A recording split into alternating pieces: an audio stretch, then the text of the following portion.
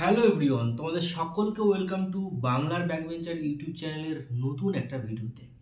তো আজকের video topic হচ্ছে যে তোমরা যারা এই সেকেন্ড ফেজের চয়েস ফিলিং করছো বা করবে, তোমরা এই চয়েস ফিলিং করতে গিয়ে যেসব ভুলগুলো তোমরা করবে, মানে বেশিরভাগ গত বছর তার আগের বছর যে যারা যারা ভুল করেছে সেই ভুলগুলো কি কি, সেই ভুলগুলো যেন তোমরা রিপিট না করো আবার এবছরে, সেটাই আজকের এই ভিডিওতে বলবো।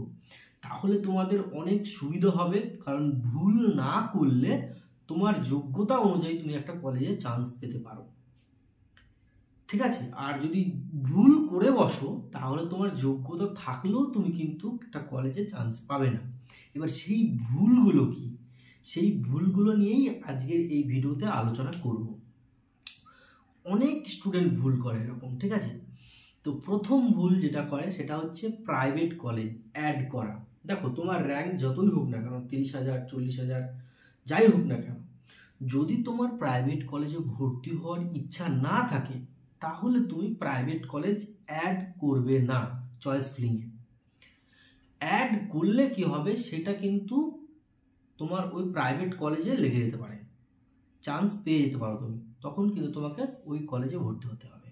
এবার ব্যাপারটা হচ্ছে, তুমি যদি লাস্টের দিকে রাখো তাহলে আলাদা ব্যাপার। মানে প্রথম দিকে যদি সবগুলো সরকারি কলেজ রাখো, ধরো 30টা কলেজ রাখলে, তার মধ্যে 29টা কলেজ, উপরে 29টা কলেজ তুমি প্রাইভেট সরকারি রাখলে, আর লাস্টে একটা প্রাইভেট রাখলে। এবার তোমার র্যাঙ্ক যদি সত্যিই খারাপ হয়, 29টা কলেজে চান্স পাওয়ার যদি তোমার র্যাঙ্ক না থাকে, তাহলে কিন্তু ওই প্রাইভেট কলেজে কি তোমার হয়ে যাবে। এবার ব্যাপারটা হচ্ছে, সব প্রাইভেট কলেজে কিন্তু হবে না, সব প্রাইভেট কলেজ কিন্তু হবে না। অলরেডি অনেক প্রাইভেট কলেজ আছে যেখানে অলরেডি বুক, কোনো সিট খালি নেই, অনেক প্রাইভেট কলেজ আছে, ঠিক আছে। এটা একটা কথা। যদি প্রাইভেট কলেজে ভর্তি হওয়ার ইচ্ছা না থাকে তাহলে ভুল করো, প্রাইভেট কলেজ চয়েস ফিলিংয়ে রাখবে না, ব্যাস।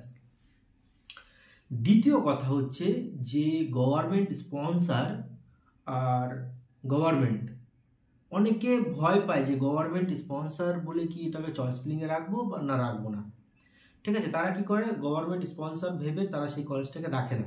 দেখো, আমি তোমাদের বলছি ভাই, গভর্নমেন্ট স্পন্সর বলে সেই কলেজে কিন্তু টাকা খুব একটা বেশি লাগে না। গভর্নমেন্ট স্পন্সর বলে দুটো কলেজ আছে, একটা হচ্ছে রামকৃষ্ণ মিশন শিল্পাপীঠ, যেটা বেলঘড়িয়াতে অবস্থিত, আর একটা হচ্ছে কাটোয়াতে অবস্থিত একটা কলেজ, কি একটা নাম, বেশ বড় বি দিয়ে নাও, আমি ভুলে গেছি নামটা, ওই কলেজটা।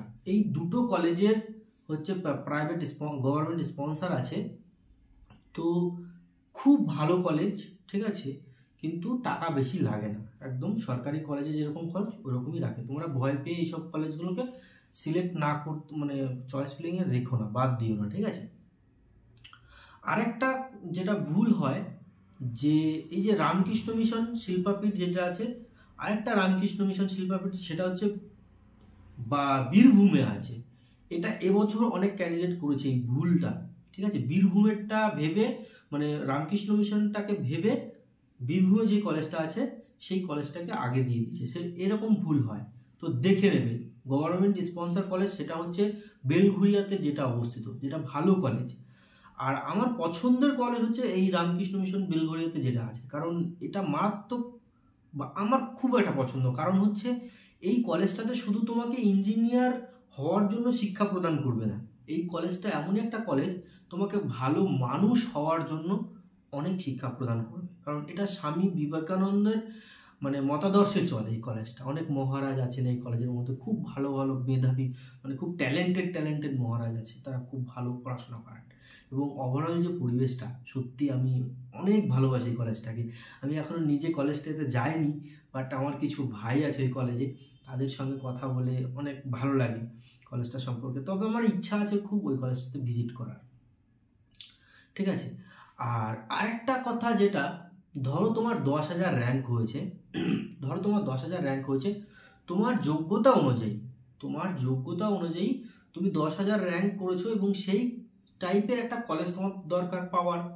বা তুমি যদি প্রথম দিকেই কোনো 20,000 22,000 র্যাঙ্ক করলে যেসব কলেজে চান্স পাওয়া যায় সেই সব কলেজকে আগের দিকে রেখে দিলে, তাহলে কি হবে, তুমি সেই কলেজটাতেই চান্স পেয়ে যাবে, প্রথমে তোমার লক হয়ে যাবে সেই কলেজটাতে। এবার তুমি 10,000 র্যাঙ্ক করলে তাতে কোনো লাভ হলো না যে তুমি একটা ভালো কলেজ পাবে, সেই কলেজটাতে মানে ভর্তি হওয়ার লাভ হলো না, নিজের র্যাঙ্ক করে লাভ হলো না, এটা অন্য কলেজ, এটা হতে পারে তোমার বাড়ির কাছের কলেজ, তোমার যদি ইচ্ছা থাকে যে আমি বাড়ির কাছের কলেজে ভর্তি হবো তাহলে তুমি হতে পারো, ঠিক আছে। এটা এটা যদি তোমার ইচ্ছা না থাকে যে আমি ভালো কলেজ দরকার নেই, আমি আমার বাড়ির কাছেই কলেজ দরকার আছে, তাহলে তুমি হতে পারো কলেজ। আরেকটা কথা যেটা সেটা হচ্ছে মানে তোমরা এই যে কলেজ সাজানোর ব্যাপারটা, ঠিক আছে, আমি বারবার তোমাদের বলে আসি যে কলেজ সাজানোর ব্যাপারটা কীভাবে সাজাবে তোমরা, সেটা হচ্ছে তুমি 100% পছন্দের কলেজ প্রথমে সাজাবে। সে কলেজে 2-3টে সিট আছে বলে এরকম ভেবো না যে ওই কলেজে চান্স পাবো কিনা, 10টা সিট আছে তার মানে সেই কলেজেই শুধু অ্যাপ্লাই করবো ওরকমটা না, তুমি নিজের পছন্দ মতো করো, নিজের পছন্দ মতো করো। যদি কলেজটাকে সাজাও, প্রথমে 100% পছন্দের সাজাও, তারপরে 90% পছন্দের সাজাও, তারপরে 80% পছন্দের সাজাও, যেগুলো পছন্দের না সেইগুলোকে লাস্টের দিকে রাখবে। এবার রাখবে কেন, কারণ হচ্ছে এই যে process second phase choice filling চলছে, এখানে অনেক কম্পিটিশন হবে, এই কম্পিটিশনের জন্য একটু বেশি কলেজ চয়েস ফিলিং করবে, মানে বুঝতে পারছো ব্যাপারটা। আরেকটা কথা হচ্ছে যেটা যে লাস্টে কিন্তু স্পট কাউন্সিলিং আছে, এই কম্পিটিশন থাকা সত্ত্বেও কিন্তু অনেক কলেজে সিট ফাঁকা থাকবে, আর সেই স্পট কাউন্সিলিংয়ে কীভাবে কী করতে হবে না করতে হবে তার জন্য আমি অলরেডি সামনে ভিডিও আনবো, তো চ্যানেলটিকে সাবস্ক্রাইব করে রেখো যদি এখনও অবধি সাবস্ক্রাইব করে না থাকো। আর যদি কোনো ডাউট থাকে, কোনো কোশ্চেন থাকে, অবশ্যই কিন্তু তোমরা কমেন্ট বক্সে কমেন্ট করে জানাতে পারো। ভিডিওটা ভালো লাগলে একটা লাইক করে দিও, আর ভিডিওটা এত শেষ অবধি যারা দেখেছো তারা অবশ্যই কমেন্ট করে জানিও যে দাদা আমি শেষ অবধি ভিডিওটা দেখেছি। তো ভিডিওটা এখানেই শেষ করছি, ভালো থেকো, সুস্থ থেকো এবং নিজের ফ্যামিলিকে নিয়ে হ্যাপি থেকো। Thank you.